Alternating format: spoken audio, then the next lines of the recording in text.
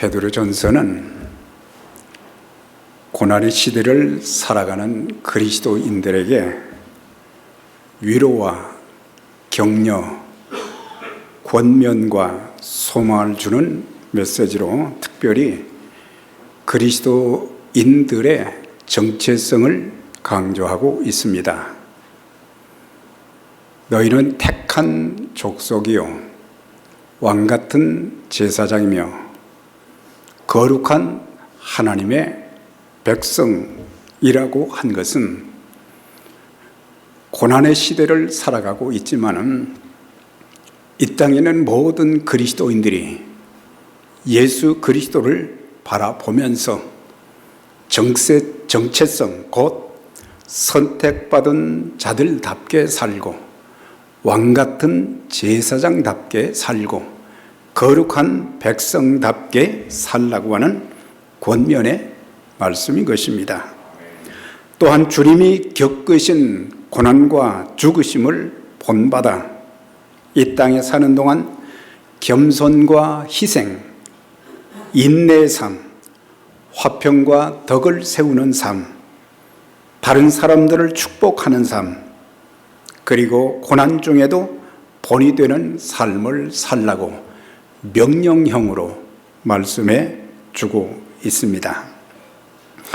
우리가 오늘 이 봉독한 본문 말씀을 통해서 5가지의 핵심 단어를 찾아볼 수 있는데, 첫째는 마지막이라고 하는 단어, 그 다음에는 기도, 사랑, 대접, 은사, 이런 5가지의 핵심 단어를 통해서 베드로 사도를 통해서 우리에게 주신 하나님의 말씀을 우리가 이제 상고하게 될 것인데, 이 마지막이라고 하는 단어는 지난주에도 말씀을 드렸습니다마는, 첫째는 주님의 재림과 더불어 이 세상의 역사가 심판을 받아 불로 멸망하는 날이 된다는 것을, 만물의 마지막이 가까웠다, 그렇게 말씀하고 있습니다. 그런데 우리가 성경을 읽다 보면 성경의 신약 성경의 마지막 부분이 요한계시록이거든요. 주님의 재림에 대해서 마태복음 24장이나 베드로후서 3장 10절에 말씀하셨지만은 요한계시록 마지막 장인 22장에 보면 3번씩이나 동일하게 주님께서 하신 말씀이 있습니다. 그건 뭐냐면 내가 속히 오리라, 내가 속히 오리라. 그 다음에 마지막 한 절을 남겨놓고 하신 말씀이 내가 진실로 속히 오리라, 그렇게 말씀하셨어요. 우리가 언제 일는지 알 수는 없지만 우리 주님 약속하신 대로 머지않아 주님께서 이 땅에 심판의 주로, 재림주로 이 땅에 오시게 될 것입니다. 그래서 사도 요한이 주님의 그 하신 말씀을 이제 들은 거예요. 그러면서 그가 뭐라고 얘기했냐면, 아멘 주 예수여 어서 오시옵소서. 네. 아마 준비가 안 된 분들은 조금만 더 있다 오십시오, 제가 좀 준비 좀 하겠습니다, 그러는데 우리 주님은 어느 날 갑자기 오신다는 말이에요. 그러니까는 예측을 할 수 없는데 우리가 언제든지 사도 요한처럼 영적인 준비가 다 되어지고 그렇게 해서 아멘 주 예수여 어서 오시옵소서, 이렇게 말할 수 있는 우리의 신앙, 우리의 삶이 될 수 있기를 바랍니다. 1세기 때서부터 시작해서 3세기 초반까지 참 이 그리스도인들이 엄청난 핍박을 많이 당했어요. 그래서 많은 사람들이 화형을 당하고 칼에 목베임을 당하고 또 짐승의 밥이 되고 참 많은 혼란과 시련을 겪게 되었는데, 이제 그 시대에 살던 사람들은 내일이 보장된 것이 아무것도 없고, 그래서 그들은 그리스도인들끼리 서로 만나게 되면은 이런 인사를 했다고 합니다. 아람어의 헬라 번역인 마라나다. 이것은 주님 다시 오신다. 그래서 힘들고 어렵고 예수 믿는 것 때문에 많은 불이익을 당하고 참 목숨까지 잃고 그런 상황에서도 만날 때마다 그리스도인들끼리 마라나다, 우리 주님 다시 오시면은 모든 것이 다 정리가 되어지고 우리는 주님의 참 영접함을 받게 될 것이기 때문에, 그래서 그들은 재림 신앙이 그렇게 참 이 강했을 뿐만 아니라 이것을 통해서 서로를 위로하면서 주님의 재림에 대한 그 긴박감이 그들의 삶의 하루하루를 하나님 앞에서 책임 있게 부끄럽지 않게 살게 하는 원동력이 되었다고 하는 것입니다. 둘째는 개인의 마지막이 있습니다. 우리가 얼마나 이 세상에 더 살게 될지 우리는 알 수가 없어요. 우리 인생에 보장된 것도 없습니다. 우리는 주님의 재림과 우리 인생의 죽음의 두 마지막에 대해서 아무것도 알지 못하기 때문에, 그렇지만 주님이 하신 말씀 또 우리의 생명도 주님께 속해 있는 것이기 때문에 그날을 바라보면서 어떻게 하든지 하나님의 말씀에 순종하고 성령의 충만함을 따라서 하나님의 영광스러운 복음 사역에 쓰임받고, 또 오늘 불렀던 그런 복음 성가의 내용처럼 서로 가족 간에 성도 간에 서로 사랑하면서 서로 감싸주면서 소망 가운데 살아가는 그런 삶이 된다면 머지않아 주님 앞에 우리 모두가 서도 부끄러움이 없고 담대하게 설 수 있게 될 것입니다. 그렇기 때문에 마지막이라고 하는 것은 더 이상 기회가 없다고 하는 그런 뜻이죠. 낭비할 시간도 없다는 뜻입니다. 그렇기 때문에 이 시대를 살아가는 그리스도인들은 세 가지 의식을 가져야 됩니다. 말세 의식을 가져야 되고, 마지막 때가 점점 가까워오고 있구나. 그 다음에 심판 의식, 언젠가 우리 모두가 다 주님 앞에 서게 될 것이다. 믿지 않는 자들에게는 죄에 대한 심판이 있고 믿는 자들에게는 상급의 심판이 있게 된단 말이죠. 그러니까 심판의식을 가지고 내가 어떤 모습이 될 것인지, 그 다음에 또 한 가지 중요한 것은 책임의식입니다. 하나님께서 우리를 죄 가운데서 구원해 주시고 하나님의 영광스러운 자녀로 삼아 주시고, 지금까지 우리 인생을 돌아보면 그렇게 세심하게 하나님이 지켜주시고 인도하시고 길을 열어주시고 또한 하늘문을 열어서 복을 주시고 넘치는 은총과 축복을 많이 주셨단 말이죠. 천사도 흠모하는 귀한 직분도 우리에게 주셨어요. 그렇기 때문에 우리가 하나님의 구원과 삶의 축복, 직분 이런 것들을 생각할 때 우리는 그냥 내 신앙만 지키는 그런 정도가 아니라 하나님 앞에서 책임성 있는 그런 신앙과 삶을 살면서 하나님 앞에 귀하게 쓰임 받아야 될 것입니다. 그래서 내 인생의 마지막이 점점 가까워오는 것을 안다면, 우리 주님께서 언제라도 오신다는 사실을 깨닫는다고 하면 우리의 신앙생활, 우리의 섬김은 참 달라질 수밖에 없을 것입니다.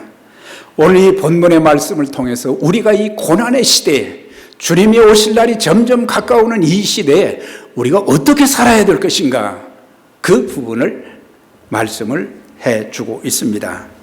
정신 차리고 근신하여 기도하라고 말씀하고 있습니다. 사실 지금 우리는 이 세상에 살면서 과거에 우리 선조들이 누리지 못했던 참 문화적인 이런 문명의 시대에 살며 엄청난 혜택을 받고 살고 있어요. 그래서 우리의 어렸을 때의 그런 그 삶의 모습, 삶의 형태와 지금은 엄청나게 달라서 너무너무 감사하고 참 기쁜 일이 참 많지요. 그러나 한편 우리의 삶을 편리하게 만들어주고 유익을 주는 이런 것들 때문에 오히려 우리 마음이 하나님과 점점 멀어져 가고 내 영혼이 점점 세상 것에 몰입이 되어서 병들어 가고 있다면 그거는 우리가 심각하게 생각해 보아야 될 그런 일들인 것입니다. 살기 좋은 세상에서 혹시라도 세상 것에 속해가지고 세상 것만 따라 살고 그것만 욕심내면서 살다가 그날이 덫과 같이 이르러서 주님 앞에 참 부끄러움을 당하는 그런 자들이 있다고 하면 가장 불행한 것이죠.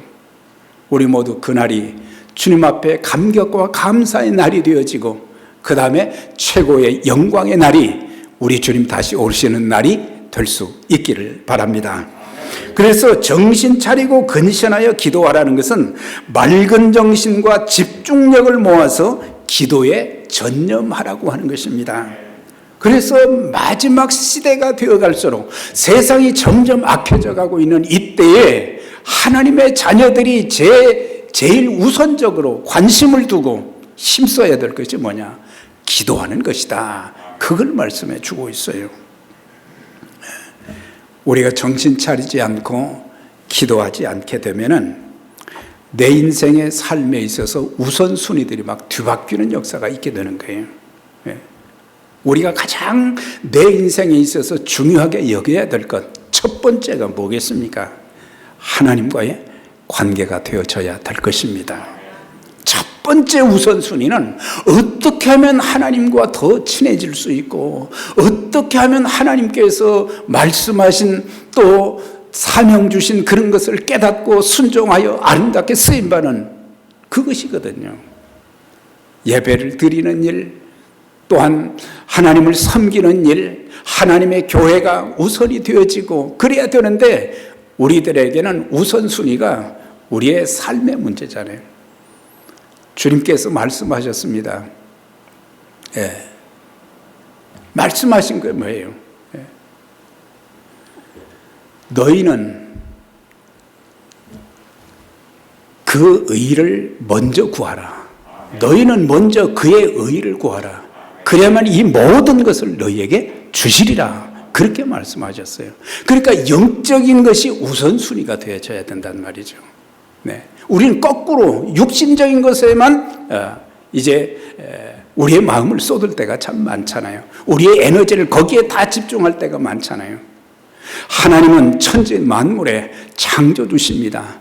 모든 것의 주인이 되시기 때문에 우리가 그분과의 바른 관계를 가지면 일평생 우리는 하나님의 도우심과 인도하심을 받으며 살아갈 수 있게 될 것입니다. 그래서 이제 우리는 깨어 기도함으로 옳고 그른 것, 무엇이 더 중요하고 덜 중요한지를 분별할 수 있는 영적인 통찰력을 가져야 될 것입니다. 그래서 남은 인생을 어떻게 하든지 슬기롭게 살아가는 하나님의 지혜가 우리 모두에게 있게 되시기를 바랍니다. 왜 기도해야 되겠습니까? 여러 가지 이유들이 있겠지만은 첫째는 마귀의 시험에 빠지지 않도록, 마귀에게 시험당해서 내 인생이 잘못되지 않도록, 내 삶이 파괴되지 않도록, 하나님의 영광을 가리는 일이 없도록 우리는 마귀의 시험에 빠지지 않게 기도해야 된다고 하는 거예요. 예수님께서 십자가를 지시기 전에 겟세마네 동산에서 제자들에게 부탁하신 말씀이 뭐예요? 나와 함께 깨어있자 그랬어요. 그런데 주님께서 기도하시다가 오셔서 보니까 계속 잠자고 있었어요. 그때 주님이 하신 말씀이 뭡니까? 시험에 들지 않게 깨어 기도하라 그랬어요. 우리가 기도하지 않고 하루를 시작한다면 우리는 하나님의 성령의 인도하심을 받지 못할 뿐만 아니라 시험받을 일이 참 많이 생기게 되는 거예요. 여러 가지 큰 시험이 있어도 우리가 기도하게 될 때 성령께서 역사하셔서 마귀의 세력을 다 물리쳐 주시고 성령께서 하루하루 우리의 모든 하는 일들 위에 은혜를 베풀어 주시고 또 삶을 선하게 인도해 주실 것입니다. 그리고 왜 기도해야 되는가? 내 뜻, 내 주장, 내 욕심이 아닌 하나님의 뜻을 분별하고 그 하나님의 뜻대로 순종하는 삶을 살기 위해서는 절대적으로 기도가 필요하다고 하는 것입니다. 주님께서 동일하게 겟세마네 동산에서 하신 말씀이 뭐예요? 처음에는 할 수만 있다면 이 잔을 내게서 옮겨 주시옵소서. 기도를 계속하시다가 하신 말씀, 그 기도가 또 달라지는 거예요. 나의 원대로 마옵시고 아버지의 원대로 되기를 원합니다. 그렇게 말씀하셨어요. 네.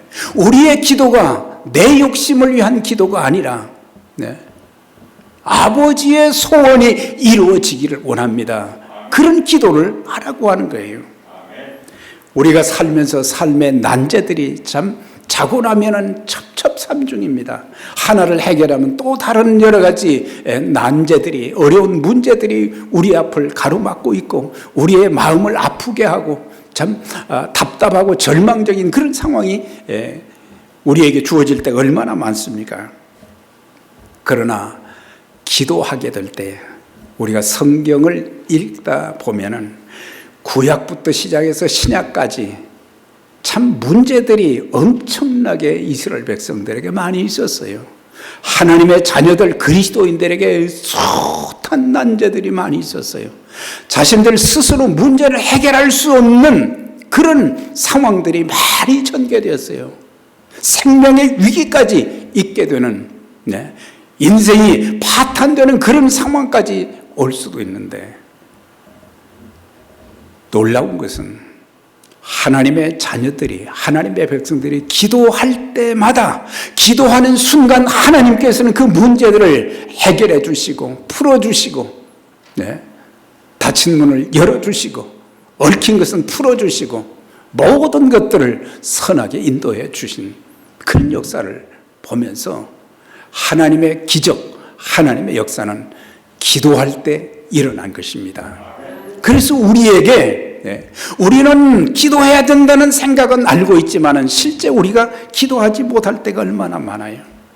우리가 또 특별히 기도할 때 나와 내 가정을 위해서도 기도해야 되지만 특별히 주님의 몸된 교회를 위해서 더 많이 기도해야 되는 것입니다. 우리 기도가 더 많잖아요. 우리 사는 것이 더 급하잖아요. 하나님의 교회는 생명의 복음을 전하는 마지막 보루가 되는 거예요. 그래서 주님께서 핏값으로 사신 교회를 통해서 땅끝까지 그리스도의 복음을 전하는 그 사명을 맡기셨다고 하는 거죠. 그래서 우리가 교회를 위해서 하나님, 교회를 통해서 그리스도의 복음이 더 편만하게 많은 지역에 참 구원의 참 역사가 일어날 수 있게 해 주시고, 특별히 또한 교회를 통해서 하나님이 하시고자 하는 큰 일들이 많이 일어나게 하시고 하나님의 영광을 보는 우리 교회가 되게 해 주세요. 이게 필요하단 말이에요. 기도의 사람이었던 E.M. 바운즈는 말하기를 다가오는 세계의 가장 큰 위험은 기도하지 않는 것이다. 예수 그리스도를 믿는 사람들이 하나님의 자녀라고 하면서 아버지라고 부를 수 있는 그런 특권을 주셨음에도 불구하고 사람들이 기도하지 않는다고 하는 거예요. 그러니까 영적인 힘이 없는 거예요. 모든 어려운 환난과 여러 가지 시련들을 이겨나갈 수 있는 힘이 없어서, 악한 마귀를 대적할 수 있는 그런 힘이 없어서 무릎을 꿇고 좌절하고 절망한다고 하는 거예요. 또 한 가지의 큰 위험이 뭐냐? 기도하지 않는 교회. 교회는 기도가 살아있어야 됩니다. 기도가 살아있어야 돼요. 교회가 기도하게 되면 영적인 능력이, 성령의 충만한 역사가 각 사람들에게 임하고, 또한 그 기도하는 사람들에게 하나님께서는 은사를 풍성히 부어주시고, 기도하는 사람들에게 성령의 능력을 7배나 더해 주셔서 삶의 여정에서 승리하는 삶을 살 수 있도록, 내 인간의 생각으로는 이거는 해결할 수 없는 문제들이지만 하나님은 그것을 거뜬하게 이겨낼 수 있도록 큰 산과 같은 문제가 우리 앞에 다가올 때가 많습니다. 큰 산과 같은 문제가 평지처럼 되어지는 그런 역사도 성령님을 통해서 있어지게 되는 것입니다. 네. 그래서 우리가 이것을 좀 실천을 좀 해봐야 되겠다. 네. 영국의 스폴전 목사님이라고 계시는데 침례교 중에서 그 시대에는 가장 큰 교회에서 목회를 하신 분인데, 이분이 가진 그 성경을 보면요, 성경이 막 이렇게 막 여러 가지 형형색으로 줄이 많이 쳐져 있고, 그 다음에 그 글씨 옆에 보면은 하얀 스페이스에는 TP라고 많이 써 있다는 거예요. TP. 그거 뭐냐? 하나님의 말씀을 내가 이렇게 실천해 보았더니, 순종해 보았더니, 트라이해 보았더니 프루브가 되었다. 그 말씀대로 되어지는 역사를 경험했다고 하는 거예요. 기도하라고 하는 그 말씀을 따라서 기도했더니 하나님께서 증명해 주시기를 기도응답을 또 주신 거. 네. 그래서 우리들 성경에도 줄이 쳐 있고 TP 이게 많아질 수 있기를 바랍니다. 기도는 하나님의 일을 이루어 드리는 가장 강력한 무기다. 이엔 바운스가 말했어요. 기도를 힘쓰는 자는 성공할 수밖에 없고 기도하지 않으면 모든 것에서 실패한다고 강조한 이 내용을 통해서 우리가 좀 새겨들을 필요가 있다고 하는 거죠. 베드로는 주님으로부터 시험에 들지 않게 깨어 기도하라는 근신 기도의 말씀을 무시하다가 주님을 3번씩이나 부인했어요. 주님은 미리 아신 거예요. 그래서 시험에 들지 않게 깨어 기도하라고 하는데 3번씩이나 계속 잠을 자고 있었고, 나중에 예수님을 3번씩이나 부인하는 것을 보게 돼요. 그런데 그가 마가의 다락방에서 기도하고 난 뒤에 거기에서 성령의 강림과 더불어 성령의 충만함을 받고 은사를 받고, 그러면서 그 다음부터는 복음의 사역에 헌신하며 많은 영혼들을 살리는 일에 쓰임받았고, 사도행전 3장에 보면은 말이죠, 그들은 하루에 3번씩 성전에 올라가서 기도했다 그랬거든요.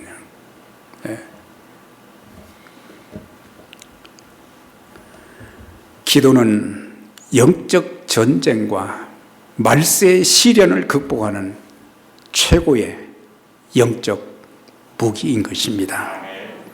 두 번째는 사랑하라고 하는 단어입니다. 여기 보면은 뜨겁게 서로 사랑하며 살라. 무엇보다도, 그러니까 다른 어떤 것보다도 더 중요하게 여겨야 할 일이 뭐냐? 사랑하는데 서로 사랑하라고 하는 거예요. 서로.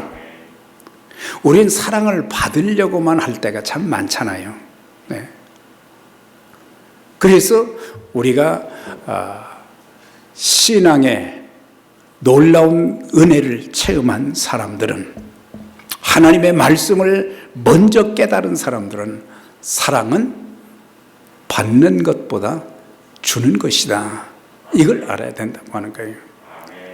우리는 받기만 하려고 하니까 섭섭할 때가 많지만 내가 주는 자가 되는 걸, 사랑뿐만 아니라 우리 주님께서도 하신 말씀 있죠. 사도 바울이 사도행전 20장 35절에 말씀한 것처럼 받는 자보다 주는 자가 더 복이 있다, 그렇게 말씀하셨어요. 그래서 우리가 서로 사랑하라 그랬어요.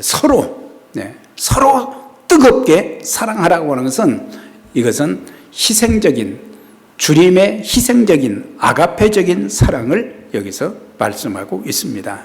사람들은 고난이 닥치면 자신만 생각하고 다른 사람들을 배려하지 못할 때가 많아요.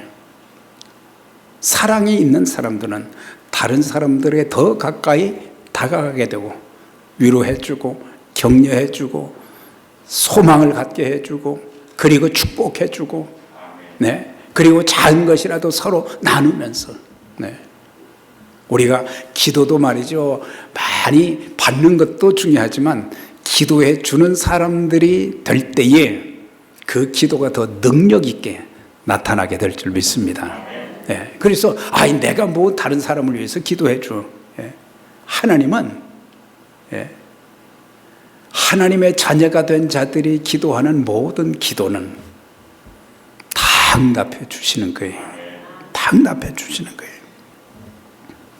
그래서 기도하는 사람들, 사랑하는 사람들 얼마나 가정에서도 중요하고 교회에서도 중요하고 사회에서도 우리가 다른 사람들을 위해서 기도해주고 사랑해주는 그런 그 관계가 되어질 때에 그리스도인들이 더욱더 능력 있게 하나님의 사역에 감당할 수 있게 되는데 여기 보면은 우리 주님께서는 고난 중에도 끝까지 모든 사람들을 제자들을 사랑하셨다.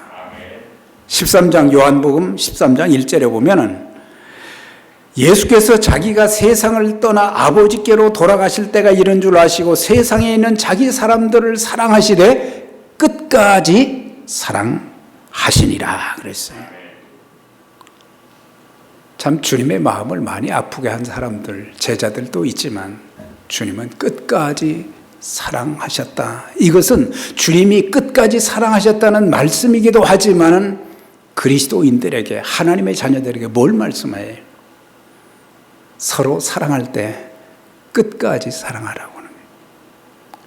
우리의 사랑이 중간에 중단되는 일들이 얼마나 많습니까? 인간관계에서 이 중단되어지는 거예요. 사랑 대신에 서로 등을 돌리고 마음을 아프게 하고 힘들게 하는 그런 관계가 될 때가 많잖아요. 주님이 또 말씀하셨어요. 새 계명을 너희에게 주노니 서로 사랑하라. 내가 너희를 사랑한 것 같이 너희도 서로 사랑하라. 너희가 서로 사랑하면 모든 사람들이 너희가 내 제자인 줄 알게 될 것이다 그랬거든요. 네. 뭘 통해서 주님의 제자라고 알 수 있느냐? 성경 공부를 많이 했기 때문에 그것보다 더 중요한 것은 사랑한 것을 통해서 하나님의 자녀들은 이렇게 사랑하는 사랑이 넘치는 사람들이구나. 우리 교회가 주님이 말씀하신 대로 서로를 사랑하는 부부간에도 성도간에도 서로 사랑하라 그랬어요. 네.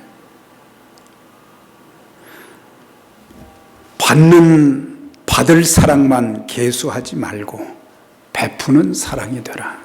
하나님께서는 우리에게 우리를 사랑하시되 조건 없이 허락해 주셨다고 하는 거예요. 구원도 조건이 없는 거죠. 이렇게 하면 하겠다고 한 것이 아니에요. 네. 우리가 교회를 사랑하는 것도 우리가 주님의 몸이라고 하는데 이 세상에서 가장 귀한 것들이 많이 있다고 생각하지만 가장 믿는 자들에게 있어서 중요한 것이 뭐예요? 주님이 핏값으로 사신 교회입니다. 주님이 핏값으로 사람들은 교회를 대수롭지 않게 여기지만은 주님의 교회를 통해서 복음이 전해지고 주님의 교회를 통해서 하나님의 뜻이 참 아름답게 펼쳐지게 되어지고 주님의 교회를 통해서 죽어가는 영혼들을 살리는 그 귀한 일. 그래서 세상의 어떤 기관보다도 가장 아름다운 기관 중에 첫째, 둘째는 주님께서 세우신 기관이 뭐예요? 가정이요. 또한 교회잖아요. 가정과 교회를 피 흘려 생명 주셔서 교회를 세워주셨어요. 네. 영혼이 귀한 것처럼 우리 모두 주님께서 세워주신 에베네셀 선교교회를 정말 사랑하는 저와 여러분들이 될 수 있기를 바랍니다. 네. 또한 사랑은 허다한 죄를 덮는다. 예.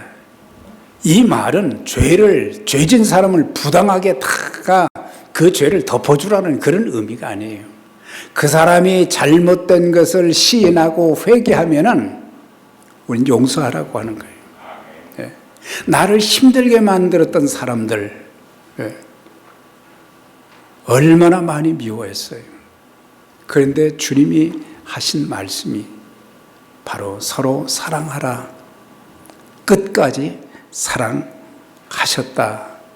그리고 우리가 지은 모든 죄들 하나님 앞에 내놓을 때마다 다 용서해 주셨잖아요.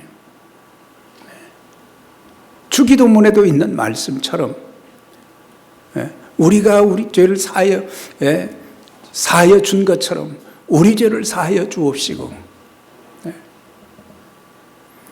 그래서 우리는 잘못을 시인하고 회개하는 사람들은 용서해 줄 수 있는 자들이 될 때 거기에 참 교회의 모습이 있게 된다고 하는 것입니다.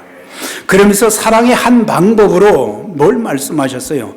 대접하기를 원망 없이 말라 그랬어요. 원망하지 말라는 거예요. 대접해놓고 원망하지 말라고 하는 거예요. 여기도 보면은 서로 대접하라 그랬어요. 서로 대접하라. 서로 대접하라. 예. 나만 받는 것이 아니라 서로 대접하라. 예. 그 다음에 원망 없이 하라. 하나님, 제가 이렇게 다른 사람을 대접할 수 있는 그런 은혜를 주셔서 감사합니다. 그런 감사함으로 하라고 하는 거예요. 억지로 하지 말고. 예. 사실 우리는 내 것을 가지고 다른 사람들을 접대한다고 생각하는데 근원적으로 올라가면은 우리에게 주신 모든 것은 하나님 것입니다. 하나님 것이에요. 그러니까 하나님의 것을 가지고 우리는 다른 사람들을 대접한 것이죠. 그러면은 왜 나는 저렇게 많이 대접을 했는데 왜 나에게 한 번이라도 하지 않는가? 그런 마음 없이 할 수 있는 것이 큰 복인 줄 믿습니다. 할 수 있다는 자체가 그런 마음을 주신 또 하나님이 얼마나 감사하냐 말이죠. 그 다음에 이제 보면 선한 청지기같이 서로 봉사하라 그랬어요. 선한 청지기같이. 자, 은사는 하나님께서 믿는 자들에게 값없이 주시는 은혜의 선물인 것입니다. 우리가 예수님을 믿을 때 성령님이 우리 안에 들어오시고 성령께서 우리에게 믿는 자들에게는 한 가지 이상의 은사들을 다 주셨어요. 그래서 신약 성경 이 로마서, 고린도서, 그 다음에 베드로전서, 에베소서 네 군데 보면 28가지의 은사가 나와요. 그런데 그 은사를 이 베드로 사도는 두 가지로 은사를 분류를 했어요. 하나는 언어의 은사, 또 하나는 행위의 은사로 구분을 했어요. 네. 언어의 은사는 뭘 가리키느냐? 설교, 교육, 전도, 권면, 찬양, 간증, 방언, 통역 이런 것들이 입으로 하는 것들이잖아요. 말로 하는 은사. 네. 이 언어의 은사를 가지고 하나님께서 내게 필요한 대로 주신 그 은사를 가지고 뭘 해야 되느냐? 나는 이런 은사를 받았다. 그것보다 더 중요한 것은 그 은사를 잘 관리하고 사용해야 된다고 하는 거예요. 네. 내게 주신 은사가 무엇인가를 아는 게 중요하고 그 다음에 그 은사를 그냥 녹슬게 하지 말고 자꾸 사용하라고 하는 거예요. 네. 우리 교회에 찬양하시는 분들 참 끊임없이 하잖아요. 하시면서도 힘들다고 하는 분들 저는 못 들어본 것 같은데 힘들다고 안 하셔.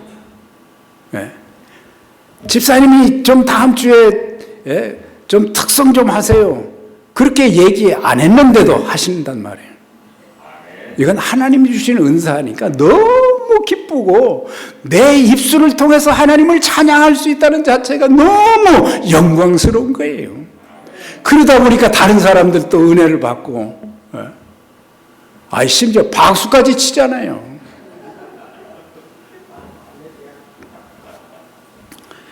그런데 이 말로 하는 언어의 은사를 가진 사람들은 하나님이 말씀하시는 것처럼 하라 그랬어요. 이것은 하나님의 말씀을 내가 하는 것 같이 진지한 태도와 바른 목적으로 이것을 사용하라고 하는 거예요.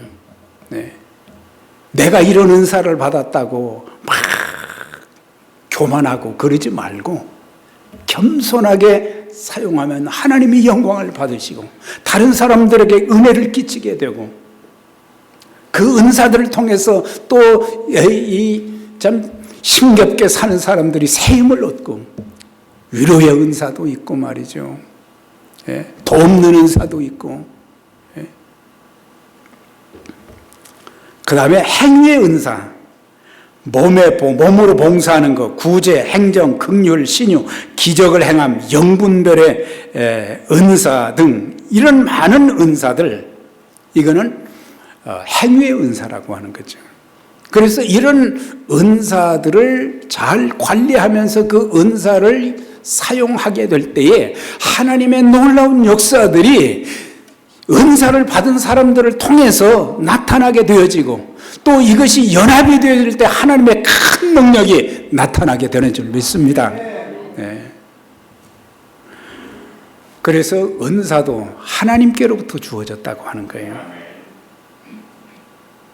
내게서 나온 것이 아니라 하나님께서 허락해 주신 은사예요. 성령님을 통해서 허락해 주신 은사거든. 그 은사를 가지고 이걸 그냥 썩히지 말고 사용해서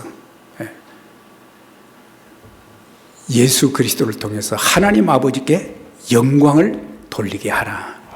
자기 과시용이 아니라 자기 능력이, 자기 은사가 이렇게 놀랍다는 그런 것들을 과시하는 것이 아니라 하나님께서 내게 은사를 주셨으니 그 은사를 통해서 또 다른 사람들이 그 은사를 통해서 새 힘을 얻고 그 은사를 통해서 때로는 질병이 고침을 받기도 하고 삶에 위로가 없는 사람들에게는 하나님의 위로가 그들에게 주어질 수 있도록 하는 그런 일에 쓰임받는 것 얼마나 귀한 일이냐 말이죠.